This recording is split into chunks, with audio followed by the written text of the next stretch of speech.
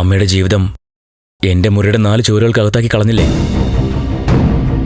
അമ്മയുടെ സന്തോഷവും സമാധാനവും എന്തിന്? ജീവിതം തന്നെ ഇല്ലാതാക്കി കളഞ്ഞില്ലേ? അതിനൊക്കെ എണ്ണി എണ്ണി ഉത്തരം പറയിച്ചിട്ട് ഞാൻ നടന്നു. അമ്മയെല്ലാം കണ്ട് കാഴ്ചക്കാരിയായി മാറി നിന്നാ മതി. കളിക്കുന്നത് ഞങ്ങളാ. അമ്മ കണ്ടോ, ഇസബെല്ലയും നന്ദനും തമ്മിലുള്ള കല്യാണം വൈകാതെ ഉണ്ടാവും. ഋഷി, വേണ്ടടാ, പ്ലീസ്, അവരെ തമ്മിൽ പിരിക്കരുത്. എന്തൊക്കെയായാലും നീ ഇങ്ങനെ ആരോഗ്യത്തോടെ നിൽക്കുന്നതില് ദേവികയ്ക്ക് വലിയൊരു പങ്കുണ്ട്. അവളുടെ ജീവിതം ഇല്ലാണ്ടാക്കരുത്. അമ്മ ഇതിൽ ഇടപെടണ്ട. അതുമല്ല, എനിക്കിനി ഒറ്റയ്ക്ക് തീരുമാനം എടുക്കാനും പറ്റില്ല. കാര്യങ്ങൾ അങ്ങനെയാ. അതമ്മ വിട്ടേക്ക്. വളരെ നാളുകൾക്ക് ശേഷം ഞാൻ എൻ്റെ അമ്മയെ കാണുക. അമ്മയുടെ കൈകൊണ്ട് വിളമ്പുന്ന ആഹാരം കഴിക്കണം. അമ്മയുടെ മടിയിൽ തലവെച്ചുറങ്ങണം. ഒരു യഥാർത്ഥ മകന്റെ കടമയമ്മേ ഞാൻ നടത്തിക്കൊണ്ടിരിക്കുന്നത്. അത് തടയാൻ അമ്മയ്ക്കും അവകാശമില്ല.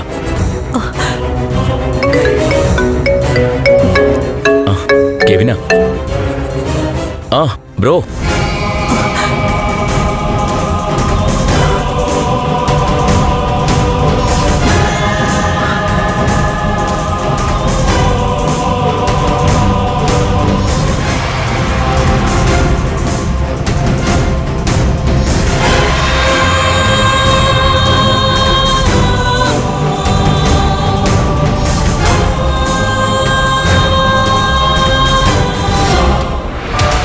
ഒരു പ്രകാരത്തിലും നമ്മളായിട്ടൊരു പ്രകോപനം ഉണ്ടാക്കാതിരിക്കാൻ നോക്കണം. പ്ലാന്റ് തുടങ്ങണതിന്റെ ഭാഗമായിട്ട് അവിടേക്കുള്ള പൊതുവഴി അടച്ചിരിക്കുക. ആ വഴികൾ തുറക്കാനുള്ള സമര പരിപാടികളിലേക്കാണ് നമ്മൾ ആദ്യം നീങ്ങേണ്ടത്. ഇന്ന് വൈകുന്നേരം നടക്കുന്ന വിശദീകരണ യോഗത്തിലേക്ക് നമ്മൾ പരമാവധി അനുഭാവികളെയും പാർട്ടി പ്രവർത്തകരെയും പങ്കെടുപ്പിക്കണം. നാട്ടുകാരെ സ്വാധീനിക്കാൻ വേണ്ടി അയാൾ പണയെറിഞ്ഞു തുടങ്ങിയിട്ടുണ്ട്. അയാളുടെ പണത്തിൽ വീഴാത്തവർ മതി നമ്മുടെ കൂടെ. നോക്കിക്കോ, സമരം തുടങ്ങുമ്പോൾ വിഷയത്തിന്റെ ഗൗരവം മനസ്സിലാക്കി ജനങ്ങൾ നമുക്കൊപ്പം നിൽക്കും. ഒരു സെക്കൻഡ്. സർ, ഗിരീഷ് വീട്ടിലാണോ? അതെ അതെ, ഒരു കമ്മിറ്റി ഉണ്ട്, അവിടേക്ക് പോവാൻ നിൽക്കുക. ഗിരീഷിന് ബുദ്ധിമുട്ടാവില്ലെങ്കിൽ ഒന്ന് കാണണമായിരുന്നു. എന്ത് ബുദ്ധിമുട്ട്? 1 മണിക്കൂറിനകത്ത് കമ്മിറ്റി തീരും. മതി, അത് കഴിഞ്ഞ് കണ്ടാൽ മതി. എവിടെ വരണമെന്ന് പറഞ്ഞാൽ മതി, ഞാൻ അങ്ങോട്ട് എത്തിക്കോളാം. എന്നാ ഫ്രീ ആവുമ്പോൾ ഗിരീഷ് വിളിക്കും. സൗകര്യപ്പെടുന്ന സ്ഥലത്ത് വെച്ച് കാണാം. സർ, ഞാൻ വിളിച്ചോളാം. ശരി. അതെ, മീറ്റിംഗ് കുറച്ച് നേരത്തെ തീർക്കണം. നമുക്ക് ഇറങ്ങിയാലോ? ശരി. ബാക്കി എല്ലാവരും അങ്ങോട്ട് എത്തുമല്ലോ അല്ലേ? അവരുടെ അരമണിക്കൂറിനുള്ളിൽ എത്താന്ന് പറഞ്ഞു. അത് മതി. ദേവികാക വിഷമത്തില് നാളെ മുതൽ പ്ലാന്റിനെതിരെ സമര പരമ്പരകൾ ആരംഭിക്കുക. പ്ലാന്റ് അനുവദിച്ച ദേവികയ്ക്കെതിരെ മുദ്രാവാക്യം വിളികളും കോലം കത്തിക്കലും ഒക്കെ ഉണ്ടാവും. എന്തൊരു കഷ്ടമാ. ഇവളെന്തിനാ ആ പ്ലാന്റിന് അനുവാദം കൊടുക്കാൻ പോയെ? സമരം നയിക്കുന്നത് ഗിരീഷേട്ടന്. അവിടെയാണ് പ്രശ്നം. സിദ്ധാർത്ഥനങ്ങൾ ഗിരീഷേട്ടന്റെ കൂടെ. സമരം കൈവിട്ടു പോയ ഗവൺമെന്റിനെയും ബാധിച്ചെന്നിരിക്കും. അമ്മ പറയുന്നത് ഏതെങ്കിലും ഒരു മന്ത്രവാദിയെ വിളിച്ച് വീണ്ടും ഒരു പൂജ നടത്തണമെന്നാ. മീരയുടെ ആത്മാവായ എല്ലാത്തിനും കാരണമെന്നാ അമ്മയുടെ കണ്ടുപിടുത്തം. മുരളേട്ടാ, ഞാൻ പറയുന്നൊന്നും ശ്രദ്ധിക്കുന്നില്ലേ? ഞാൻ ശ്രദ്ധിക്ക്. ദേവികയുടെയും ചന്ദ്രോത്തിന്റെയും വിഷമങ്ങളൊക്കെ മാറ്റുന്ന തരത്തില് ഒരു നല്ല മണം വരുന്നുണ്ടല്ലോ. ഞാൻ അതാ ശ്രദ്ധിക്കുന്നേ. ഈ മണം ഞാൻ ഇന്നലെ എവിടെയോ അനുഭവിച്ചു. എന്താ അത്? അടുക്കളയെന്നാണല്ലോ. അതെ, മനസ്സിന്റെ മാത്രമല്ല ശരീരത്തിന്റെയും വിഷമങ്ങൾ മാറ്റുന്ന മണാ ഇത്. എന്നാലൊന്നറിയണമല്ലോ.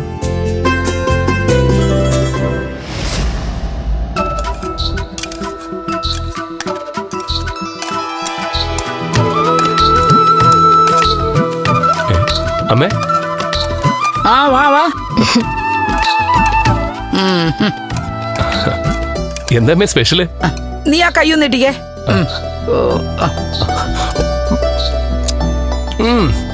അടിപൊളി. എന്തായാലും രഹസ്യം ഇതാ. അങ്ങനെ വരട്ടെ. അതിഥി സൺഫ്ലവർ ഓയില്.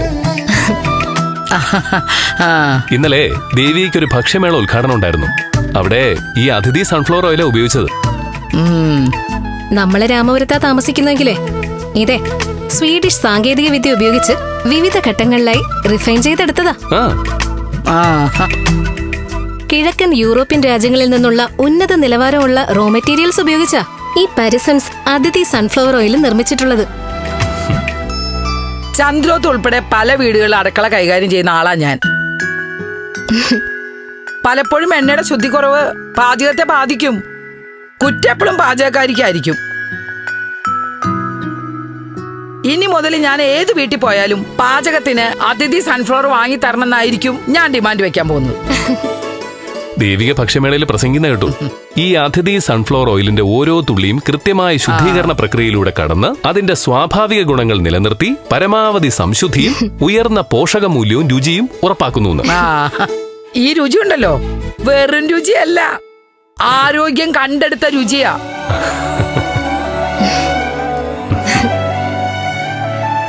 അയ്യോ ഇളക്കി കൊടുക്ക. അയ്യോ എന്റെ ആരോഗ്യം. ഓ, മോളെ പാത്രങ്ങളൊക്കെ എടുത്ത് വെക്ക്, വേഗാവട്ടെ. എന്താ സർ അത്യാവശ്യമായിട്ട് കാണുമെന്ന് പറഞ്ഞത്? KK നായരുടെ പ്ലാനിന്റെ ഇഷ്യൂല് ഗിരിയുടെ പാർട്ടി സമരപരിപാടികൾ പ്ലാൻ ചെയ്യുന്നുണ്ടല്ലോ. എന്താ സർ അത് ബുദ്ധിമുട്ടാണെന്ന് പറയാനാണോ?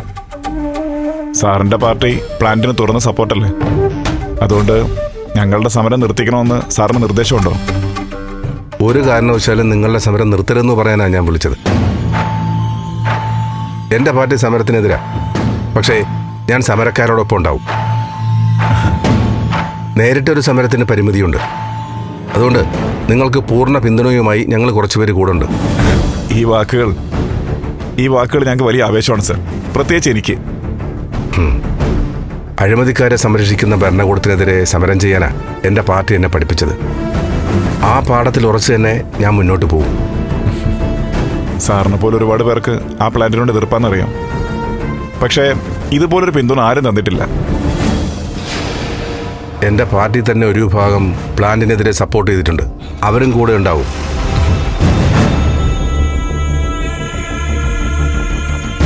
എന്താ ഗിരീഷ് പെട്ടെന്ന് മുഖം മങ്ങിയത്? അല്ല സർ, ആരൊക്കെ കൂടെ വന്നാലും MLA എതിരല്ലേ? നിങ്ങളുടെ സ്വന്തക്കാരിയാണല്ലോ പെർമിഷൻ കൊടുത്തതെന്ന ഒറ്റ ചോദ്യത്തിൽ ആവേശം അങ്ങ് തണുത്തു പോകും. സർ, ഏത് സാഹചര്യത്തിലാ ദേവിക പ്ലാന്റിന് ലൈസൻസ് കൊടുത്തത്? ഞാനും അതാ അന്വേഷിക്കുന്നത്. ഒരിക്കലും സ്വന്തം മനസ്സല്ലേ അവൾ ലൈസൻസ് കൊടുക്കില്ല. മറ്റാരൊക്കെ ഇടപെട്ടിട്ടുണ്ട്. ദേവികയോട് രജനിക്ക് വല്ലാത്ത ദേഷ്യമോ? രജനിയെ കുറ്റം പറയാൻ പറ്റില്ല. ദേവികയോട് മാത്രമല്ല, രജനിക്ക് വേറെയുണ്ട് പരാതികൾ. എന്താ ഗിരീഷേ? അല്ല, രജനി പ്രഗ്നൻ്റായി ഇത്രയായിട്ടും ചന്ദ്രോത്തുന്നാരും അങ്ങോട്ട് വന്നിട്ടില്ല. ആ വിഷമം രജനിക്ക് മാത്രമല്ല കേട്ടോ, എനിക്കും അമ്മയ്ക്കും ഒക്കെ ഉണ്ട്. അയ്യോ, ഞങ്ങളുടെ വിഷമം പറഞ്ഞ് സാറിനെ വിഷമിപ്പിക്കുകയല്ല. സത്യം പറഞ്ഞ ഇപ്പോഴും ഞാൻ അതിനെക്കുറിച്ച് ആഴത്തിൽ ആലോചിക്കുന്ന തന്നെ. നമ്മളെല്ലാവരും ഒറ്റ വീട്ടുകാരെന്ന മട്ടിൽ അങ്ങ് കഴിയുമായിരുന്നു. ഒറ്റ വീട് തന്നെയാണ് സർ, അതിലൊരു സംശയമില്ല. ആ വീട്ടിൽ ചില സന്തോഷങ്ങൾ വരുമ്പോൾ ഉണ്ടാവുന്ന ഒരു കൂടലുണ്ടല്ലോ, അത് നടന്നില്ല. അതാ ഞാൻ പറഞ്ഞത്. നാളെ അവധി ദിവസമല്ലേ? ഗിരീഷ് വീട്ടിലുണ്ടാവുമല്ലോ. അയ്യോ സർ, നാളെ വീട്ടിലേക്ക് വരാനാണോ?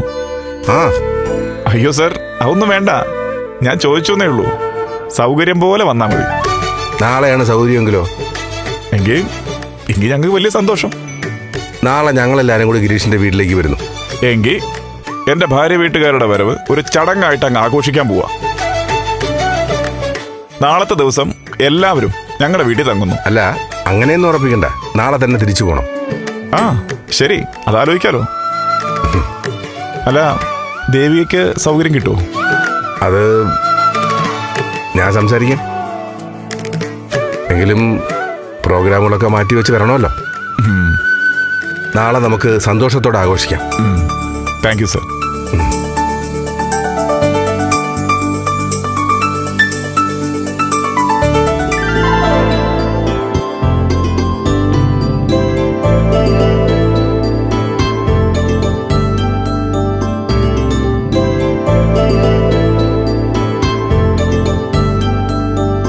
മോളെ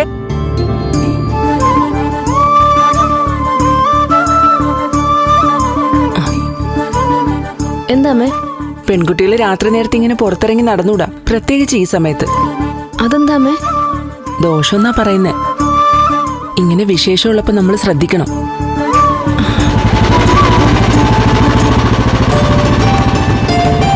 ആ, ഗിരി വന്നല്ലോ.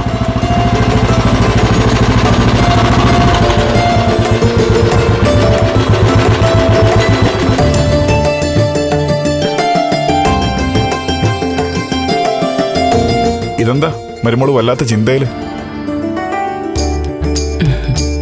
എന്തു പറ്റി രജനി?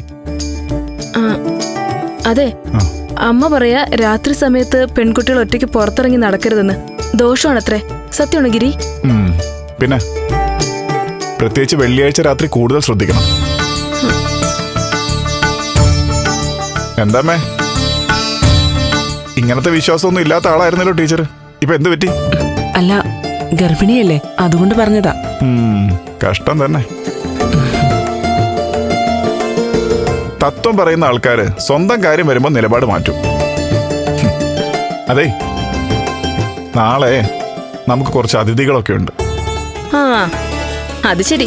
അപ്പൊ ഗിരിയുടെ സംഘടനയിൽ നാളെ ആരൊക്കെ വരുന്നുണ്ട്? വല്ല മീറ്റിംഗ് ആയിരിക്കും. അതങ്ങ് പറഞ്ഞാ പോരെ? അതെന്തെങ്കിലും ആവട്ടെ, രാവിലെ എല്ലാവർക്കും കാപ്പി ഉണ്ടാക്കണം.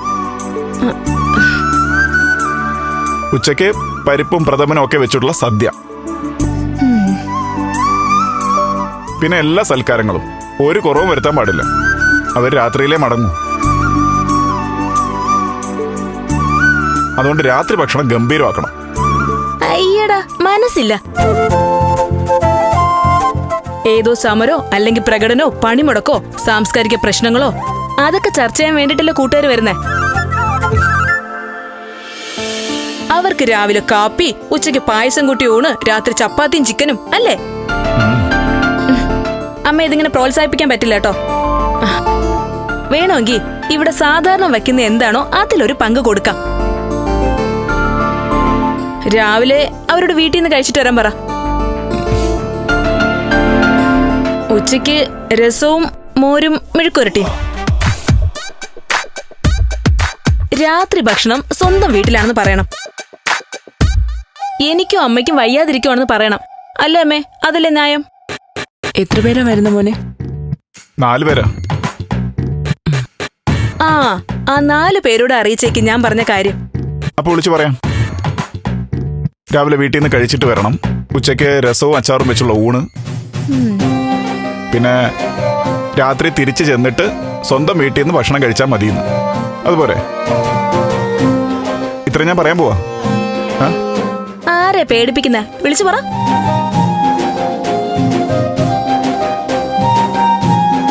ആരൊക്കെ വരുന്ന? കൂട്ടുകാരാണോ?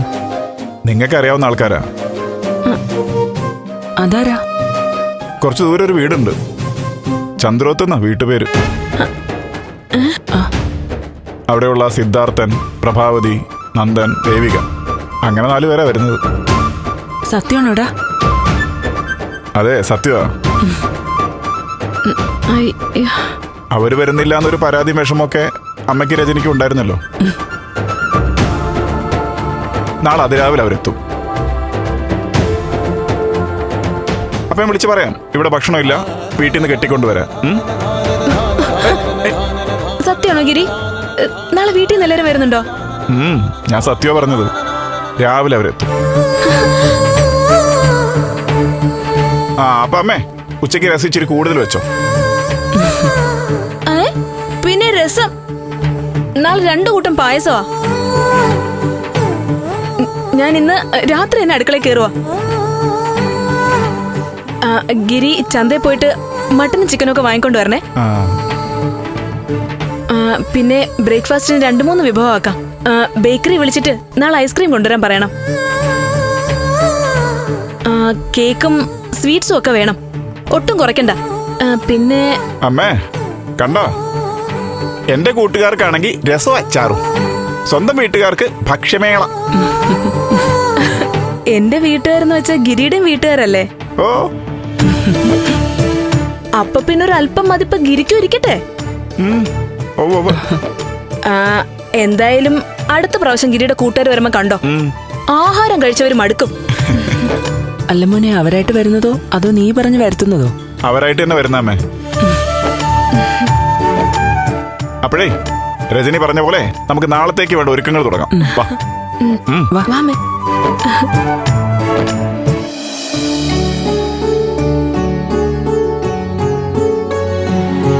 അമ്മേ, എനിക്കൊരു കോഫി എടുത്തേ. ഈ സമയത്തിന് കോഫി ഒന്നും കുടിക്കണ്ട. അച്ഛൻ വന്നിട്ട് ആഹാരം കഴിക്കാലോ. പ്രഭാ, ആ വന്നോ? ഞാനിന്ന് ഗിരീഷിനെ കണ്ടിരുന്നു. എല്ലാവരുടെയും കൂടെ പറയാ, പ്ലാന്റിനെതിരെയുള്ള സമരപരിപാടികൾ പ്ലാൻ ചെയ്യുന്നതിന് വേണ്ടി കണ്ടതാ. ഞാൻ പറയാമെന്ന് അതല്ല, ഗിരീഷിന് ചെറിയ പരിഭവമുണ്ട്. രജനി പ്രഗ്നന്റ് ആയ ശേഷം നമ്മൾ അങ്ങോട്ട് ചെന്നിട്ടേ ഇല്ലല്ലോ.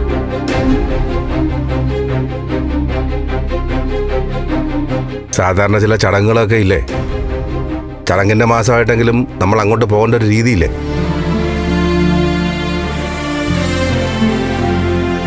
എന്തായാലും നാളെ തന്നെ നമ്മൾ എല്ലാവരും കൂടി അങ്ങോട്ട് ചെല്ലാമെന്ന് ഞാൻ പറഞ്ഞിട്ടുണ്ട്. അത് നന്നായി. സത്യത്തിൽ നേരത്തെ തന്നെ നമ്മൾ പോവേണ്ടതായിരുന്നില്ലേ?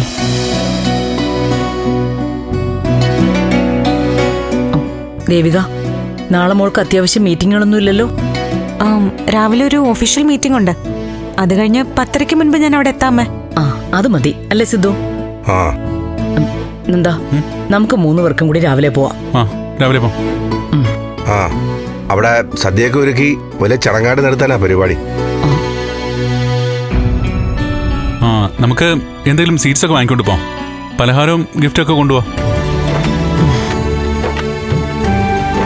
അതെ അമ്മേ, ഇതുവരെ നമ്മൾ ചെല്ലാത്തതിന്റെ കുറവ് നാളെ തീർക്കണം. നാളെ എല്ലാവരും അവിടെ നിൽക്കണമെന്നാ ഗിരീഷ് പറഞ്ഞത്. എന്തായാലും രാത്രി ഭക്ഷണവും കഴിച്ചിട്ട് ഇറങ്ങിയാൽ മതി. അങ്ങനെ തന്നെ മതി അച്ഛാ. കുറച്ച് പലഹാരങ്ങളൊക്കെ ഞാൻ ഇവിടെ ഉണ്ടാക്കാം. ബാക്കിയുള്ളത് വാങ്ങിയാൽ മതി. എന്തൊക്കെ വാങ്ങണമെന്ന് ഒരു ലിസ്റ്റ് ഉണ്ടാക്കി വെച്ചോ, രാവിലെ വാങ്ങാം.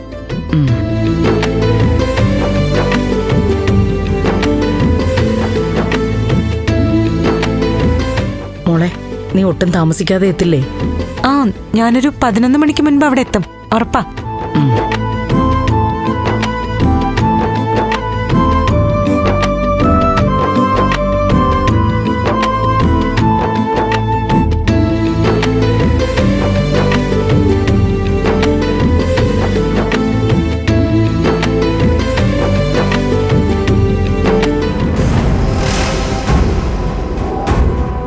ഇസവല്ലേ, ഞാനാ വരട്ടെ.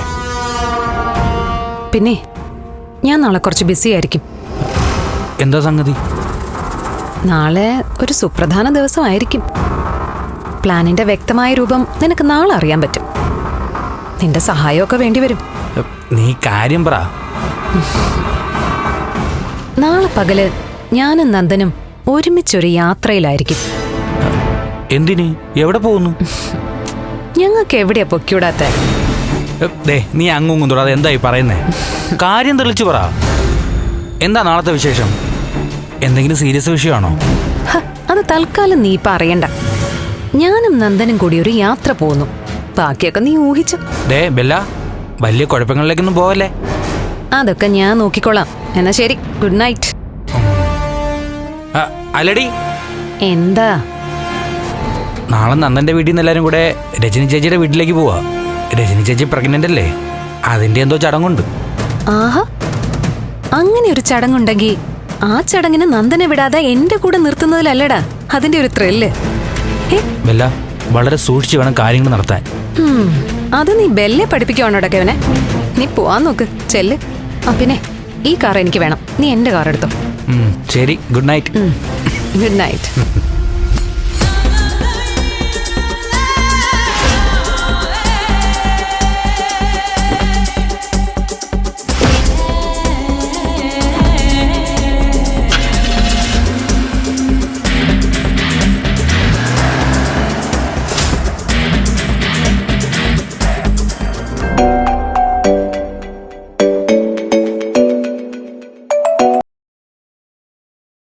Hello Bella.